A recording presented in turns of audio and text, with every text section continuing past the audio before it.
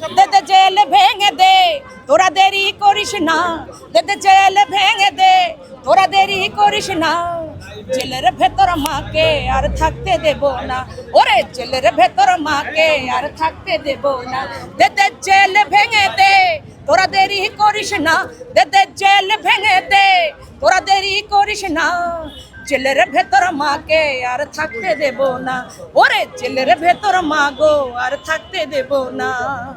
গণতন্ত্রের জননী মুছে ফেলো চোখের পানি, জনগণ সইবে না আর নির্যাতন হয় রানী। গণতন্ত্রের জননী মুছে ফেলো চোখের পানি, জনগণ সইবে না আর নির্যাতন হয় রানী। একটা যুদ্ধ চাই, ঘরে বসে থাকবো না, আর একটা যুদ্ধ চাই, ঘরে বসে থাকবো না।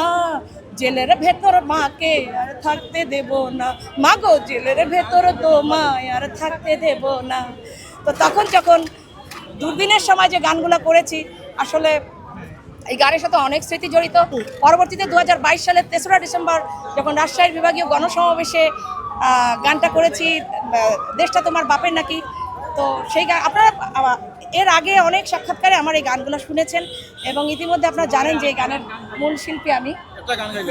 আচ্ছা, একটু মনে করিয়ে দিই, গান তো অবশ্যই গাচ্ছি, কিন্তু আমার শুরুটা থেকে আমি আপনাদেরকে মনে করিয়ে দিই ওই সময়টা 2018 সালটা কতটা কঠোর আর কতটা খারাপ সময় ছিল।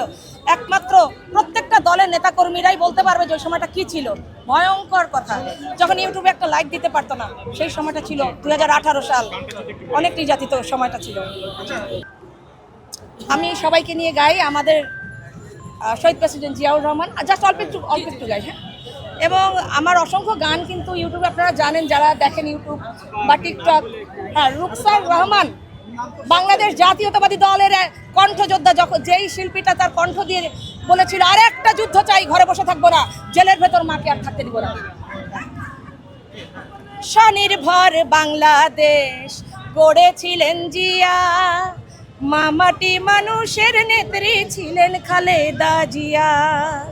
স্বনির্ভর বাংলাদেশ গড়েছিলেন জিয়া, মামাটি মানুষের নেত্রী ছিলেন খালেদা জিয়া। ধ্বংসে পড়া বাংলাদেশকে, ধ্বংসে পড়া বাংলাদেশকে গড়বেন এবার নতুন করে তারেক জিয়া। এই ওলি আল্লাহর বাংলাদেশ, শহীদ জিয়ার বাংলাদেশ, খালেদা জিয়ার বাংলাদেশ, তারেক রহমানের বাংলাদেশ।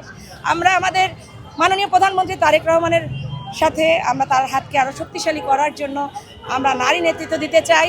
আমি আমার খুলনা, আমার প্রাণের খুলনা, আমি আমার খুলনা থেকে আমি আপনাদের সবার দোয়া চাচ্ছি। আজকে নমিনেশন ফর্ম জমা দিলাম, আপনাদের সবার যদি দোয়া থাকে আমার জন্য, অবশ্যই দল আমাকে মূল্যায়ন করবেন। আমি